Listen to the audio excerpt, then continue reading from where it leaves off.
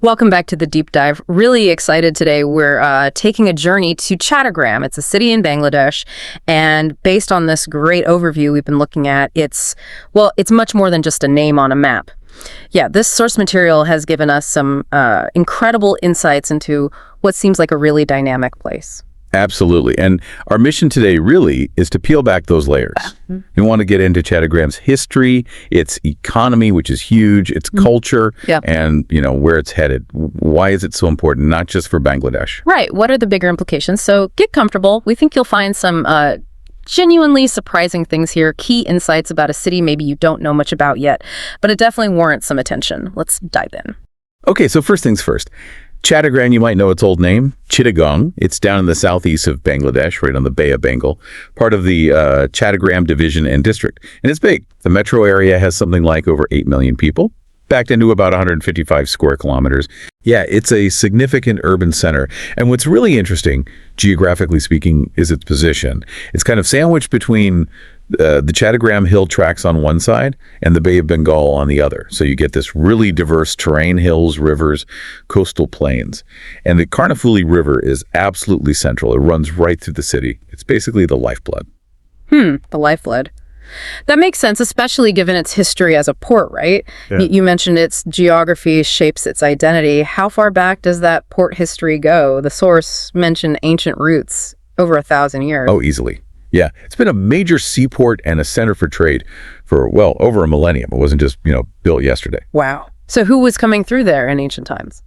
Well, you had traders from all over. Think Arab traders, Persians, even Chinese merchants visiting its shores way back. And then rule shifted over the centuries. It was under the Arakanese kingdom, then the Mughals, which was a major period, and eventually the British during the colonial era. So a real melting pot of influences from early on. Exactly. And that layered history, you can still feel it. It's left a deep mark on the city's character, its trade, even how parts of it look.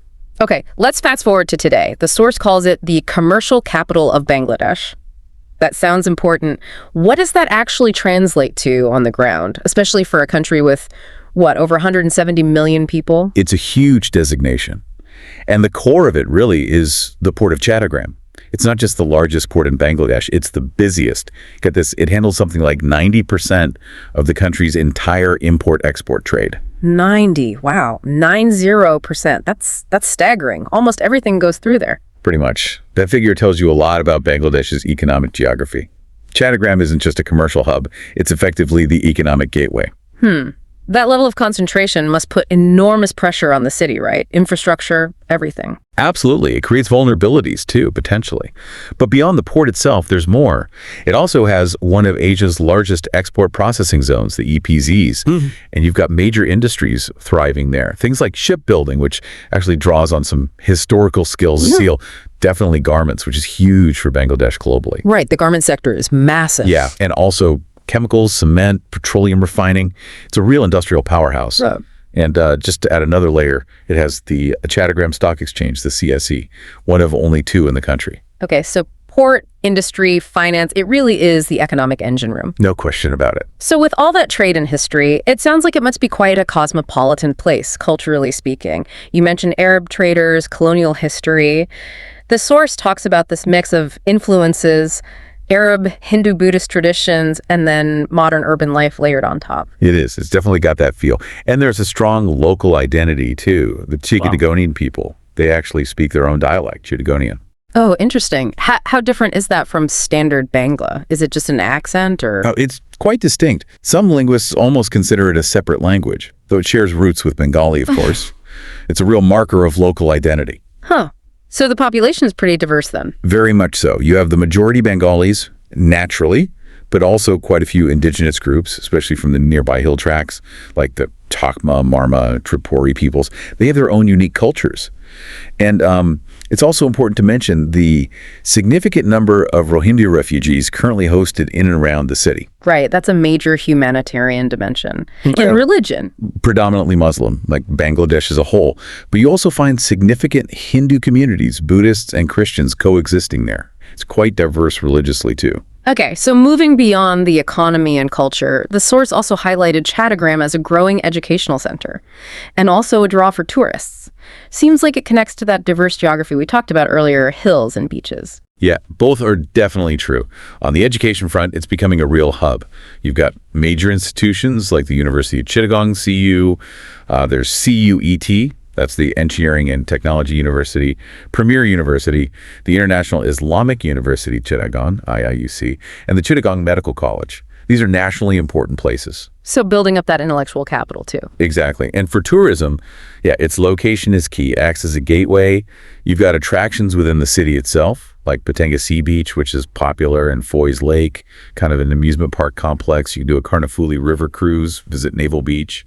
Then there are places like Sitakunda Eco Park with the Chotarnath Temple, which is a pilgrimage site too. Any museums or historical sites? Definitely. There's the Ethnological Museum, which is great for understanding the different tribal cultures. Yeah. And architecturally interesting spots like the Chadampura Mosque and the Shrine of Bays at Bostami. And the base for exploring further out, right? Absolutely. People use it as a jumping off point to get to Cox's Bazar, famous for its Long Beach and the hill districts like Bandarban, Rangamati, and Kagwachari, which offer completely different scenery and culture. Okay, so that leaves us nicely into development and the future. The city's clearly growing fast, rapid urbanization, lots of infrastructure projects happening. And I have to say, this one fact from the source really jumped out at me. The Carnifuli Tunnel, the first underwater road tunnel in South Asia. That sounds like a massive undertaking. It is. It's a genuinely huge project and really symbolic of the city's ambition. It's not just about, easing traffic jams, though that's part of it. It's fundamentally about improving connectivity, linking the main city directly with the industrial areas across the river, which should unlock a lot of economic potential. So it's strategic, not just convenient. Highly strategic. And it's part of a bigger picture. There are other mega projects happening, like the Bay Terminal expansion for the port and the Materbury deep sea port further down the coast.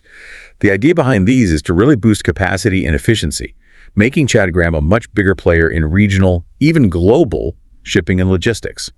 Think transshipment hub potential. Right, connecting South Asia with Southeast Asia more effectively. Exactly. And supporting all this is a pretty robust transport network already. You've got the Chaminade International Airport flights connect regionally and to the Middle East, places like Dubai, Doha, KL. Then there's the railway station connecting to Dhaka, the capital. The Dhaka-Chattogram highway is vital, though often congested, and always the port. That remains the absolute core. It really paints a picture of a city just bursting with activity, trying to build for an even bigger future.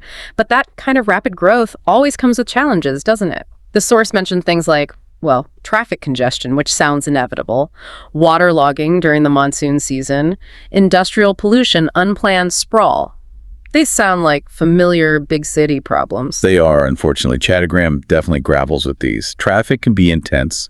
Waterlogging is a serious seasonal issue, partly due to geography and partly infrastructure strain.